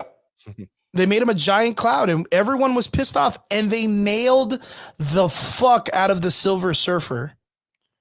That was my man, dude, like that was one of the greatest superhero renditions of that time in real life. Like that character concept of the Silver Surfer in that movie, hands down, was one of the best superhero like live actions ever to me. For me, and dude, I know I'm gonna speak blasphemy right now. because this movie is such fucking trash, except for these particular snippets: Green Lantern and Sinestro. Yeah, it was pretty Green good. Lantern, like dude, I loved that guy as Sinestro. Yeah, fuck yeah, dude. Hell it was yeah. fucking Like a Bond villain, perfect. isn't he? Yeah, dude. Yeah, he plays like a bunch No, of Bond villains. he's not. No, he's not an actual Bond villain. I mean, fucking Rami Malek is a Bond villain, but dude, that guy is just fucking amazing, Yeah. fucking amazing. You know, But and like, like when he and like at the very end when you finally see him become like part of the Sinestro Corps, I was just like, this is perfect. They're obviously going to do another one. but JK. like, not to get too sidetracked, because I know that character was really, Yeah. really good. That Silver Surfer rendition was like hands down probably one of the greatest things that saved that film. And Martin Lawrence is the voice. Yep. Or yeah, Martin Lawrence, Of Galactus the Silver Surfer. or Silver Surfer. Yeah. Wasn't that the guy that did The Gargoyle? Morpheus. No, the guy who did Morpheus. Oh yeah, you're talking about Lawrence Fishburne. Yeah, for sure. Yeah, that's what. Yeah, that's Martin what Lawrence is the dude from Bad Boys 2, the short guy, Yeah, bro. I was about to be like the The fuck. the one I with was Will like, Smith, Whatever, with man, the they're all big black. ears. Yeah, that's With kind of. me- I was thinking in my head, and I was like, Bad Boys for Life. Yeah. Yeah, no, it's Lawrence Fishburne from The Matrix. Wherever. Why is that such a bad thing? That was such a great character development, and everything about that story was good. The scene between him and Sue Richards when they're in the fucking when he's captured, and she comes up to him to talk to him and learn the story of him and all that stuff. Like, bro, that was so good, man. That guy did such an amazing job. I don't I don't know, man. I don't get it. I'm not at all a big fan of this. This is also why I don't get super duper invested in certain things, such as casting, outright, because I like to try and give benefit of the doubt that like the story would call for it in some way, right? I really hope. And if here, yeah, but this is also like the fan theory in me, where okay, then this leads more credence that this is a variant, or that like this Fantastic Four are variants of like the Reed Richards, Sue Storm family in the main MCU. You know, and Yeah, I'm not going to disagree with they that. come over. Right. But You know, in and recent times, and like in its own way, it also makes me less fussy about the fact that I have a female Norrin Red. Yeah. Dave, what about you, man? You know, the casting for the Silver Surfer wasn't too bad, but I had read that they were also going to have their kids involved too in the story. The Franklin and Reed, the daughter. Yeah, what was the daughter's name? Well, I mean that makes more sense, dude. I mean, how are you going to have these kids of age during the whole X-Men stuff? Yeah. Like they're supposed to be there. He's supposed to be a mutant. He's supposed to be interacting with all the mutants and all that stuff. Triggs. I mean, and not only that, like I've told people before this, like you can't have Secret Wars without the Reed family, and that's all of them, because you need to have the whole like, fucking Franklin playing in the hands of Galactus. You need to have the Thing fight Galactus during the ending of Secret Wars. I mean, more than likely, it's not going to be Galactus. It's going to be one of the what is it? The Celestials. I guarantee it, dude. They're going to fuck it all up, dude. I'm so excited just to watch the debacle that's going to be like Marvel Secret Wars or whatever they're going to fucking, man, Triggs. I feel bad for your son. The bad guy. every time, because I got Thor. I got Thor. Thor: Love and Thunder. Thor: Love and Pain. Love and just pain and anguish. Thor: Pain and Anguish. Yeah, Triggs' favorite story. And I looked out. I looked out because my favorite one is Planet Hulk and World War Hulk. And to this day, I'm like, you're not going to be able to do it, dude. You already fucked it up. You fucked it all up. He's got a kid already. He already visited the kid. You already know they're safe. There's no reason to go back to Sakaar because you already know it's cool. Well, you know what? They did it. They did small parts of it in Ragnarok, and there you go. Yeah, they were like, fuck off. We can't do it anymore. It's good. Yeah. It's good. But man, dude, Secret Wars is coming up. That's your baby, dude. You have like the That's why. That's omnibus. why I You have told all you. the I was just like, books. no, Like dude. I already know what. I'm mentally preparing myself now. That way, when I turn 40 and I finally see this movie, I'm not like, I'm gonna have to buy you your fuck. ticket and sit with you, dude, because I'm gonna see the fucking life drain from you, dude. I'm gonna Yeah, see, That's funny. yeah. This is gonna be my face the whole time. I'm just gonna see the excitement just dwindle, dude. Just dwindle. I'm gonna see that age kind of settle in with you, dude. Cause that was me like the first 5 minutes of Thor Ragnarok or Love and Thunder or whatever. The witch scene, bro. Like I looked at my friend Vince, dude, and he was like, "Don't walk out, please, please, don't walk out." I was like, right as soon as he gets on the fucking hammer and rides it like a broomstick, bro. I was like, I'm checked out. That was like the first scene in the movie, man. I just looked at my friend and he was like, "Don't go, Please don't Please go. don't leave. Yeah, please don't leave." Don't make Man, me sick. Triggs, this is like, oh no, dude. I'm fucking, dude. I'm livid, bro. I'm livid. Um, yeah, I just needed to get you guys' input on that. So onwards to the next part of the conversation. I don't even think you guys are gonna care about this too much, but I wanted to bring it up because I like it. I guess this is my Dune. But it looks like they're making a new Matrix film. Oh, fuck that, bro. See, Triggs, what about you? What about you? It's okay, Triggs. Just let me have it, dude. No, like, dude, I've always enjoyed the Matrix. So, like, when Matrix Resurrections or whatever the fuck like Yeah, came out, I was the just like, first oh, trilogy. dude, yeah, I I mean, I loved Animatrix. I loved the lore behind it. I thought it was super, super rich. The Wachowski, twins, for lack of a better term, with them. Mm-hmm. Um, Came out, dude, it challenged the mind. It was a cinematically shit, like they were the Denis Villeneuve of that, like, that era at the time. They Okay. challenged cinema. They challenged, like, the way that you thought about certain things. Like, it was super fucking rich. And on top of that, it was a huge, huge, huge deal for Lawrence Fishburne, for fucking Carrie Ann Moss, for Keanu Reeves especially. I mean, dude, like, it was so fucking good, so fucking good. So yeah, when you got this, like, fourth one, and you're kind of like, oh, what the fuck? Anybody Yeah. can be the one now? What? Well, I mean, Like, like, it's basically it. Like, they made the one a fucking DLC pack, dude. yeah, no, they made it to where, I mean, it cheapens the idea of there being a Messiah character, right? Like Exactly. in the concept of like we talk about templates and storytelling. Like the one was like the Messiah story. Like he was supposed to be It like the literally was. I mean, Jesus, that's or exactly what he was called. Like, that's yeah. exactly what he was called. He was called the Messiah. Like, So for he them was a to bring in messianic the figure. idea that there isn't just one, there can be multiple ones as long as they're like connected or something. Because I got it in the Yeah, idea that's that for him to be whole, he needs Trinity, right? Like Neo yeah. needs Trinity to be like the whole character, which I guess kind of goes with like Scandinavian or like Norwegian or like even like I guess, dude. But folk. here's the thing: like, they made the one a fucking DLC pack.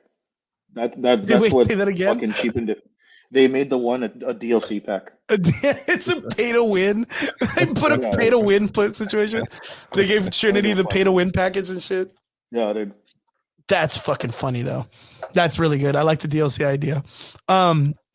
I That's guess what it's they like one of made those it. things. Like, tell me I'm wrong, bro. Tell me I'm wrong. Tell me No, I'm it's, I wrong. mean, I don't see it as being wrong. I mean, it for them to even return to the Matrix was kind of like a shit idea, right? Like it was just a really shit idea No, it wasn't. Like, it was kind of one because of it was those things good. like, The hey man, ending you was know what? Fucking good. yeah, but here's the thing, Top Gun worked, and Top Gun took like 35 fucking years to come back, Yeah, and but Top Gun was it only worked. 2. But like, Yeah, maybe, but fucking dude, I mean, he still had a need for speed. yeah, but like the idea was like when they brought Top Gun back, they didn't do far fetched from what the story was originally, right? Because you have Tom Cruise, he knows what the story was about.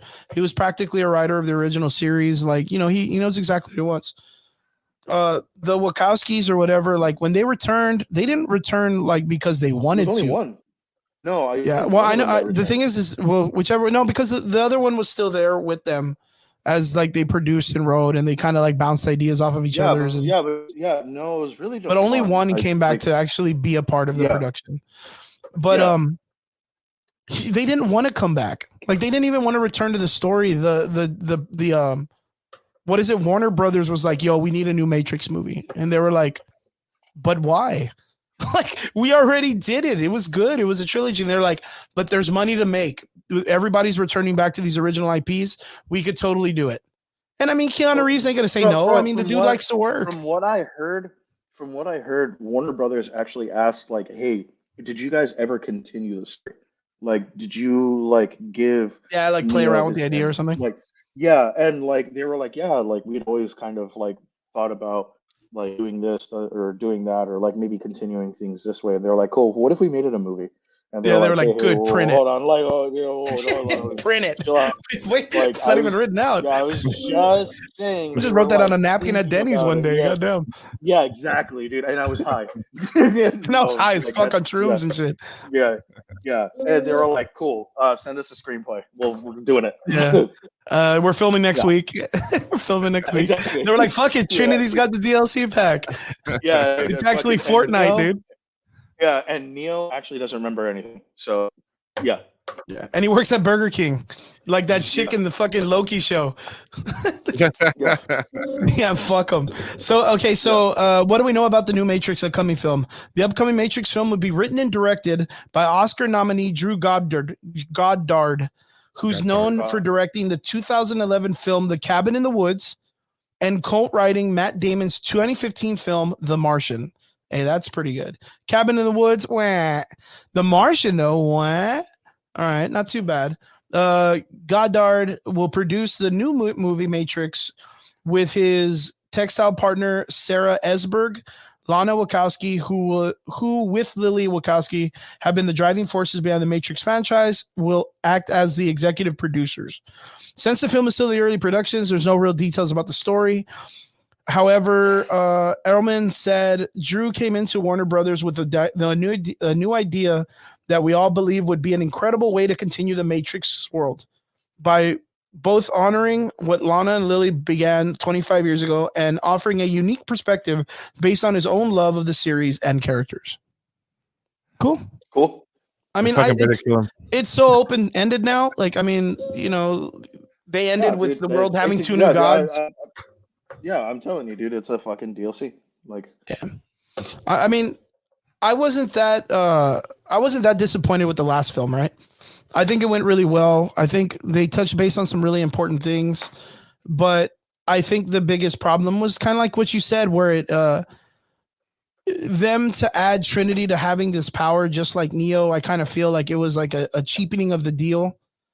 But the problem is they didn't like they didn't really push on the idea of how Neo has powers outside of the Matrix.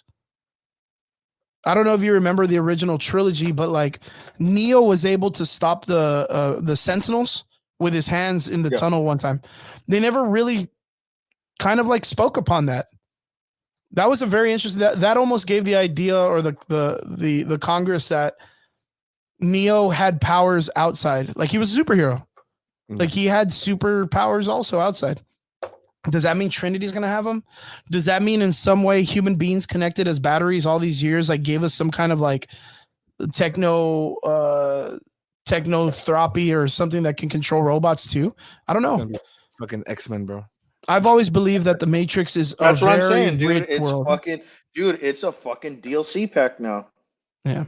Like literally all you need to do is just recode fucking Neo and then charge $19.95 for it, and then turn it into get the Matrix to recode itself into Bill and Ted's Excellent Adventure. The Neo Messiah DLC pack. Yeah, dude, you're the one. Jesus. Bro, you can do whatever I've you always want. said this, that they need to find a way to get all the characters back into the pods and connect the pod world, the Matrix world, into all of Keanu Reeves's movies. All of them. I would watch all of them. I would watch the fuck out of that, dude. From one moment he's Bill and Ted to the next that he's fucking John Wick to the next that he's a surfer in that surfing movie. Johnny Utah, baby. Like I would watch all of that shit. But yeah, really excited. We're getting another Matrix movie. onwards to the last part of our conversation, boys of the night. Boys, Invincible on Prime. Right now, the new season's bumping. David, do you watch Invincible or no?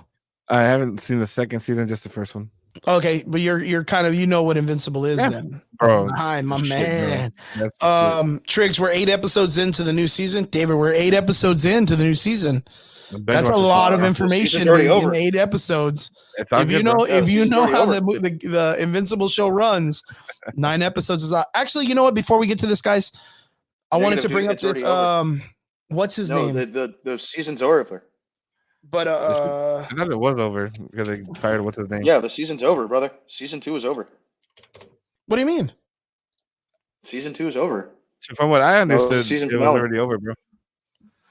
Oh, so the last episode 8 was the last of the episode? Last season? They fired what's his name, bro? Ezra Miller and shit. Wait, who did they fire? What am I missing? Bro? Triggs, who did they fire? Ezra Miller, the Flash. No, not the Flash. We're talking Invincible. He wasn't Invincible. Yeah, but no, he's not Invincible. Yeah, no, Ezra Miller was a voice in the Miller. The fuck? Are you lying to me? Who the fuck was Ezra Miller in Invincible? The fuck? Ezra Miller, Invincible. This fucking guy. He was Sinclair. Yeah, dude.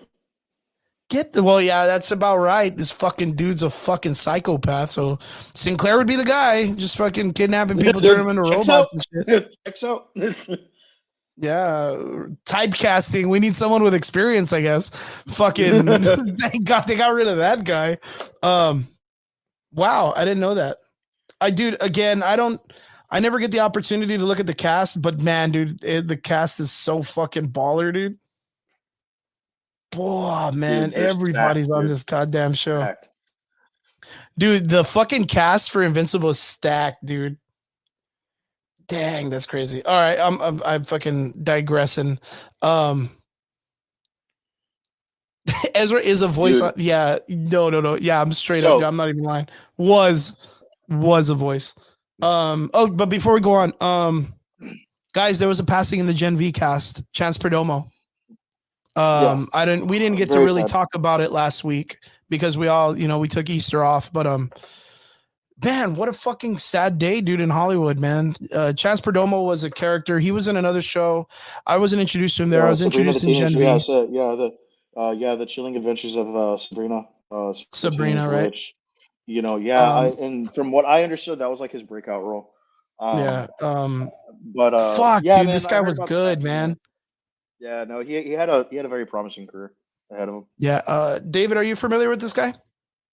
Nah, bro. I mean, I read the news when it came out. I haven't gotten to Gen V yet because I haven't finished The Boys. Yeah, dude, he did such a phenomenal job. Yeah, this guy, for me, I think he had a really bright future. It sucks, died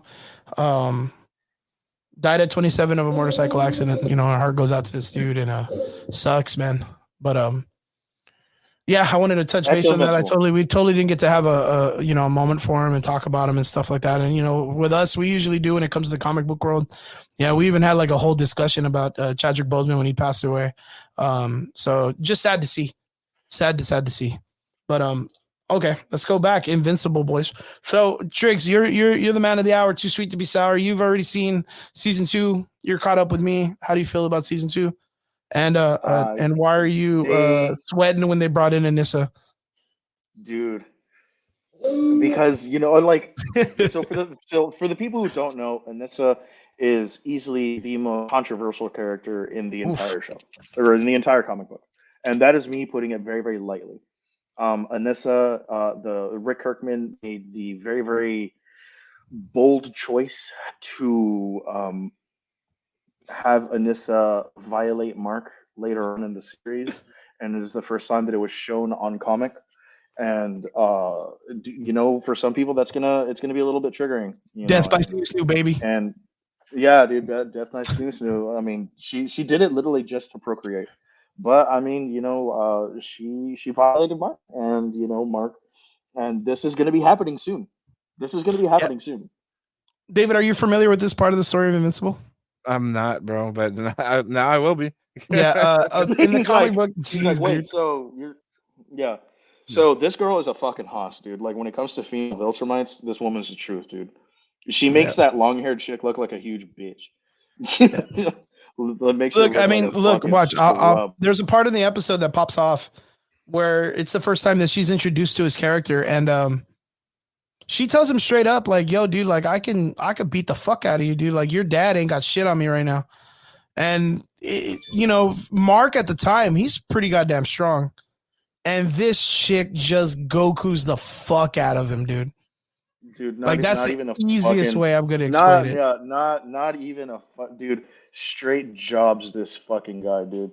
Like no diff, straight boss mark, and he's just like fuck. And so she's like, look, dude, like either play ball or die. And so he's like, fuck you. Then she was like, oh my god, dude. You know what? You're kind of cute. I'll be back later. But you come get that dick ready next time, though. Boom. And Yeah, David. So like in this comic book, this chick like she R's this dude. I can't say the word. I don't think a lot of the internet allows me to no, say it anymore no, dude. because of No, she scrapes this dude. yeah, she straight like man meets this guy. Damn. And Yeah. yeah, he's fucking devastated. She leaves him there all buck Yeah, ass naked, like just in the dirt, like just left alone, like yeah, ravaged, dude. And then like literally it's the comic book of him having to go back and talk to his girlfriend, and he's trying to be all like, yo, I got taken advantage of by this chick, like, and he doesn't know how to do it, like, so he keeps it a secret for like a good minute, and then later on he opens up, and then later on this chick, there's a part where like, what is it, Mark and Omni-Man end up fighting the Viltrumites, and they fuck them up pretty good, that the Viltrumites are like, hey, look, okay, look, we're getting our asses kicked by you guys and we're dying. We need to be a part of the human race and procreate too. So we're gonna drop a couple of them off here. We hate humans, but we're gonna make it work and all this other shit. She's one of them. I can give a little bit more context to that because I literally just reread that particular Those part. parts. Yeah, so what ends up happening is yeah, Mark and Nolan, Omni-Man, they basically like fucking waste to the Viltrumites, and there's only 36 left, like 36 of them left. And what has happened is males are a lot of the males are infertile. So Mark, being the first fertile one that she's seen in centuries, does this to him, and uh, something happens on Earth, and the fucking a lot of these males find out that like they can, I guess have kids or something, and they're slowly trying to repopulate the Viltrum Mhm. Empire, and this all happens when Nolan takes over as like essentially like the pseudo emperor of the Viltrum Empire, Yeah. and as things progress, Mark is like, we can't have that. Like, they can't stay here. Like, they are bad people. And Nolan is kind of like, but I have a duty to my people too. We need to like accept this, that this could happen. Keep in mind, this is going to come after one of Mark's biggest betrayals, like to him from a very very trusted like member of Member the of the game. Guardians of the Globe, and this happens, and dude, Mark bounces, like he straight leaves. He's not doing that shit right now. He takes off, and at this point, him and Eve, like they've gotten married. Like they're in it now. And Alyssa, I believe, has already had her child, and is Yeah. now like she's found like some nerdy husband to help her raise it. Yeah, a And person that she actually that's fell what in love with. happens. Yeah.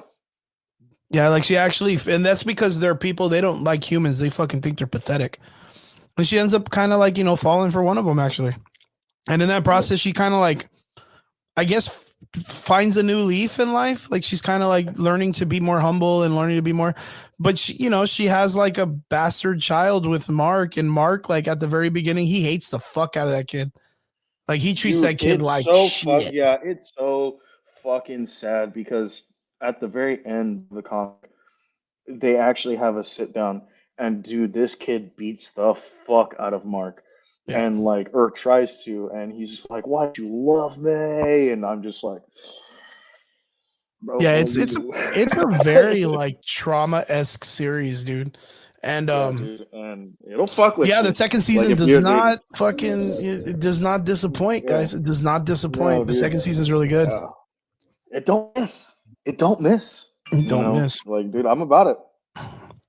David, what I are am you gonna about it. watch the second season? What's taking you so damn long, Hey, dude? bro, I'm closed tomorrow, bro. I'll watch that shit I'm tomorrow. on that shit tomorrow, baby. Bro, So, look, how about this? We'll have a watch party, we'll get drunk, and we'll watch it somewhere.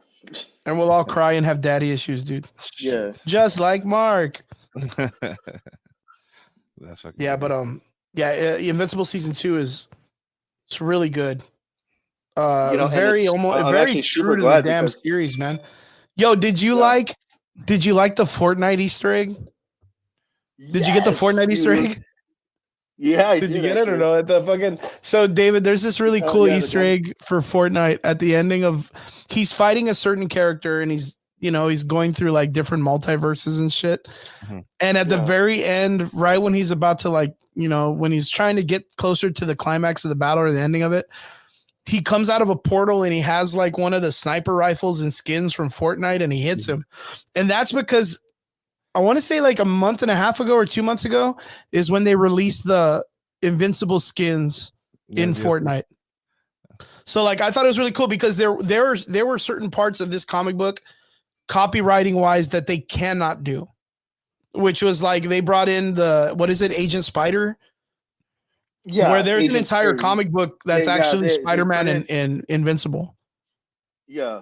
Um there is also a panel for Batman, and it's basically him just saying that it's lazy writing. to call But him like Batman. all they did was just, yeah, they basically just had like his like cape wave, and like, you're a man who's dressed like a bat. Oh, okay. I was like, but you don't think that like your name's, you don't think that's lazy though? And like, boom, he goes to And another then one, boom, and it then he changes. goes Yeah, to, they kind of give yeah, references. It's really, really good. and then he goes to the Walking Dead, universe, and then like he visits a lot of Kirkman's like other IPs and stuff. IPs. Like, So it's really cool. uh, It's really good. like Nico, what's up, man? Good to see you, my man. another one that I really really liked, and this one's going to be very very important for the people who know, um, for the people who know what's up. Omnipotus. He was shown, and he actually fucks up Mark a little bit. And so, for the people who know, Omnipotus is basically like Franklin, The like an evil Thanos. Franklin Richards. Yeah, an evil Thanos, and is the reason why Black Samson gets his powers back. You know, for like, for the people who knew, and it was cool. I didn't think I was going to see him this early, but I did. Yeah. Yeah, that's really, really good. Um, but yeah, Invincible season 2, really, really good. David, you need to make sure you check it out. You need to make sure you're caught up, my man. By tomorrow, quiz time, baby. Yes, sir. David, yeah, we're gonna come to the ending of the show. David, where can we find you? Where can we check you out? Tell us everything about what we need to know about your establishment and how we can get to it. So I have a podcast, guys, every Friday night, 8 p.m. Yeah. On Facebook. Taking our old let's slot. see. I'm on. right. Yeah, I'm on there sometimes. 100%, bro. 100% took the old slot, bro. Chris will probably end up being there this weekend. The next major event is May 11th, Star Wars Expo. Oh, that's right. Look, dude, they're doing a Star Wars Expo May 11th. Good Fuck shit. Good up shit. people's dreams, Triggs. Damn, looks like you guys need a panel with the average boys there to talk shit about Star Wars. Damn, dude. That's my Hey next man, you event. got Carrie Ann Fisher coming in. Yeah, no, bro, They're for gonna sure. what? They're gonna marionette her ass, dude. And then Ouija board hopefully it. Comic-Con, bro. Comic-Con. Yeah, and we got Comic-Con coming up, man. I'm super hopefully I get excited. a spot, bro. Hopefully I get a spot. Man, you know what sucks is April's been such a fanatic month for me Jeez. that I wanted to build a cosplay, and I have not had any time with like starting the new job at IHC, like and doing like the fighting stuff. And then I got a couple of my fighters are signing up for a fight we have coming up in July. So like, man, everything's just been so wild for me, man. Like just super wild. Dude, and I'm just fucking exhausted from, bro. Like, don't get me wrong, like I was struggling financially for a few months, dude, but like I got this second job, and dude, now I'm making fucking so much money right now. So like the house is always taken care of, and fuck, dude. But I am exhausted. Yeah. Exhausted. Yeah, I And really dealing with wanted to people do is something. difficult. I really wanted to do something for South Texas Comic Con, man, but I didn't really get the opportunity this time. Christella, she's working on some stuff, but like, man, it sucks, bro. Like, I feel like I'm gonna miss out this year. I feel like I'm gonna miss out. But I mean, more than likely, Christella's been really active when it comes to, being in the community, encouraging people, helping people out when it comes to Hey man, cons. and good for her on her fitness journey, dude. You know, Yeah, and I've Christella's been over there, seeing that, dude. yeah, trying her best to get in shape and stuff like that. Or she's already been in shape, but she's just trying to tone up and feel good and build that confidence in herself. Yeah, man. You know, I fuck with that heavy. Dave, are you set up for South Texas Comic Con? Are we waiting for something? What you got? So I got approved, but the table's open up tomorrow morning at 8:00, bro. Man. Are you gonna be there at your computer hitting the button, dude? Bro, I got that shit on lockdown, bro. Yeah, baby. So I'm gonna have to bro, I overpay got for a bots for that shit. Yeah. I got 8 computers. I got 12 browsers opened up. I'm ready. Yeah, dude. Ready to go, bro. Ready to go. Yo, I heard that it was like nuts last year Yeah. to get tables and shit. That it sells out so fast. Yep. So how many tables are they looking at having this year for like locals instead of it being out of towners? So just from some things that I've heard and talked about, I think they have like 12 or 10 available. Yeesh. And they got like, like a 50-person wait list. So, Damn, slim pickings, baby. Who's got the fast fingers, bro? Yep, that's it. You better be practicing the fucking trigger game, dude. The mouse game, bro. the fucking go check out that fucking shooting game. That's why I buy bots, cuz. Remember, guys, it's 8 p.m. tomorrow. I'm gonna fuck everybody up. 8 p.m. tomorrow. There you go, 8 p.m. Tell them 8:15. He was like, bro, I'm gonna start throwing hands at 6. So tell them 9 a.m. tomorrow. South Texas Comic Con panels, tables, entries 9 a.m. Eastern time zone. Yeah, Eastern time zone. David, I want to say thanks, man, for jumping in, being a part of the show. I always appreciate you coming on, having my back and stuff like that. 20%.